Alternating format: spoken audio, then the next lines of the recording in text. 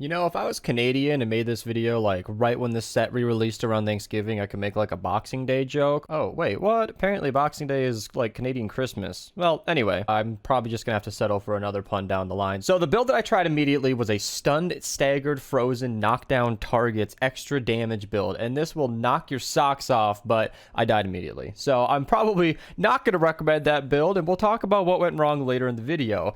But I went back to a typical attack swing build where this weapon behaves a lot more like a sword than anything else because it has about a 0.44 attack swing speed. That is about the exact same as the Spectral Blade or the Ravager. It's a little bit slower, but it's still, for a club, quite proficient in the attack speed category. And the Contender is one of those unfortunate weapons where you can't run attack speed in a crit damage build, so I had to get a little creative. But we'll talk about the perks later on because the highlight of the Contender is the fact that it has a really high impact. And that's kind of what went wrong with my build. Was I wanted to use the fact that there are two perks for, you know, damage to stun, staggered, frozen, etc. And the problem with that is usually if you are capable of knocking them back, they are far away. It sends them flying so far from you that you can't actually get any extra swings in. Now, obviously I ran into an encampment and that's why I died right away, but I really do feel like it's going to be really tough to utilize that in a normal game. And the only reason I'm spending so much time talking about this is because that's one of the highlights of the Contender. It is basically a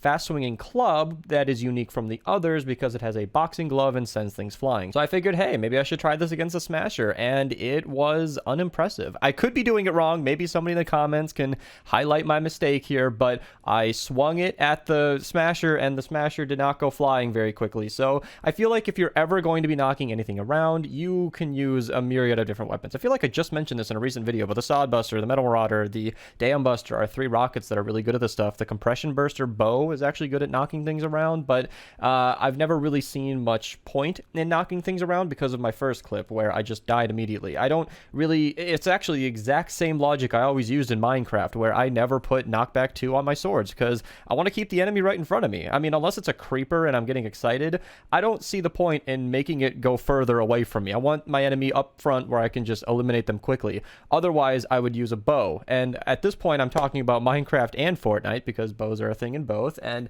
that would be a good way to get some range damage. So in Fortnite, I did level up my, plus 25% impact and plus 400 knockback magnitude schematic when I did have another option, and I regret that, but I just wanted to be a little memey for the video, and, well, you can see what came of that. So throughout the rest of the video, as you've been watching, it was only the first clip where I tried the impact knockback. I totally reperked the weapon, and that's what you've been seeing throughout this video. So it is actually a really good weapon. I wouldn't really recommend it as a top tier thing, but if you wanted to try out a new weapon and you just wanted to have some fun, it has a very fast swing speed and works really, really well with the conventional Paleo Luna build. And for that purpose, seeing as it's a club, I do feel like it's a little worth it to go and look at my loadout and what we used here.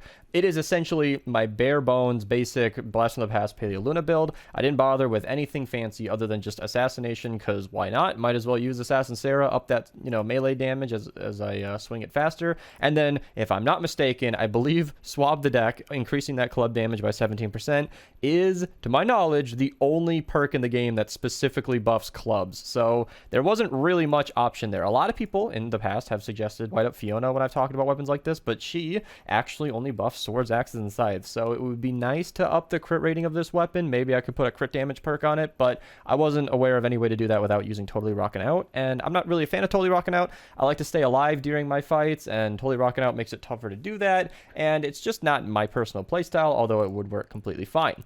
Now, if you are trying to use a Contender, let's talk about how you shouldn't perk it. So, as you could see, in fact, I'll go back to my schematic in case I haven't showed it in the video. I'm not sure how I'm going to edit this yet. But essentially what I was working with here was an attack speed, impact, and double damage to knockback and staggered enemies. And that was something. That did not work very well. You can see that my DPS went up by a lot because of the double damage perks. I do believe this is a more optimal way to do it. In fact, I can even show the other schematic that I had. So I had to flux this for you guys because I only had 2 Contenders and both of them were purple. My other one was stunning or knocking back an enemy deals extra damage. I do believe that would have been the better choice if I wasn't just trying to be a little bit of a meme for today's video. I do believe that some of the other 6 perks are a little bit better here.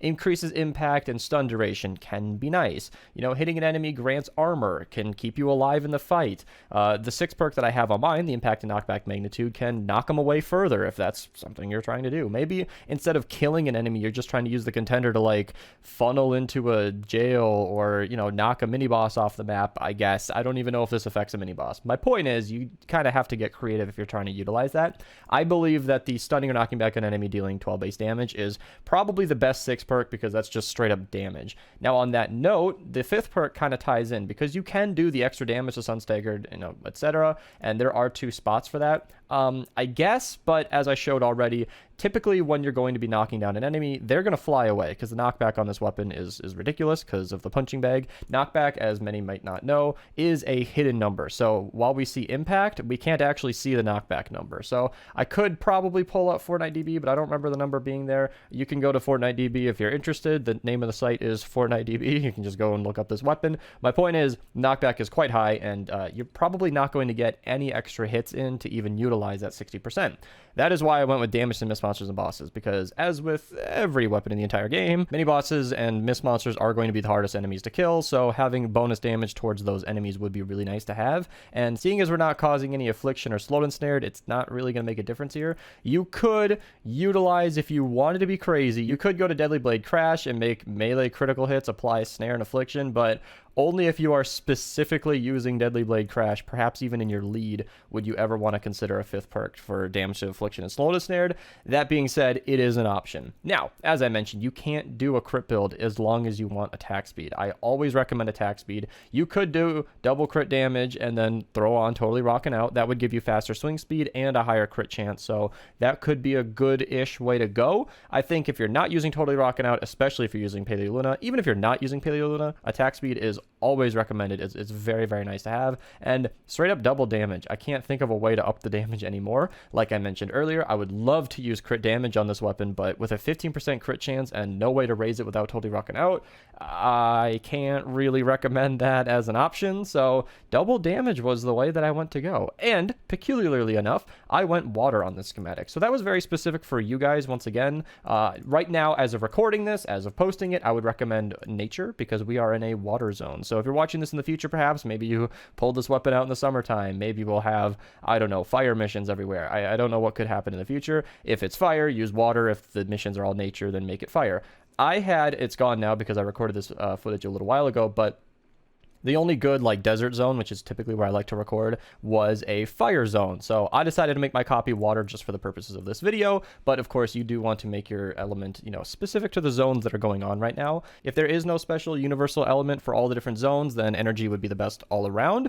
Or if you're in Stonewood, Plankerton, or perhaps early Canny, physical would definitely be the best way to go, as that gives you the most damage. That's just about it for the contender though, you guys. I really didn't expect to like this weapon. Unfortunately, it's a little bit of a cop-out. I don't so much like the contender as I do like the fact that it has a high attack speed, which means that this is classed as a club, but essentially performs identically to a sword, and swords are kind of my jam. That's definitely the way that I prefer to roll, and, you know, I like to throw on Paleo Luna, swing really fast, and eliminate all the enemies. I don't know if the contender is going to be one of my new top picks, but it was kind of fun to use. I wish I would have fluxed the other copy, but maybe someday I'll pull it out. You guys can redeem some channel points on my Twitch or something. You know, you can follow that link in the description below. If you guys want to support the channel, feel free to use code Mista at your checkout. You guys can also become a channel member here. You know, get these emotes down in the comments below. You can join with the join button on the channel or the link in the description below. Thank you guys so much for watching, and have a nice day.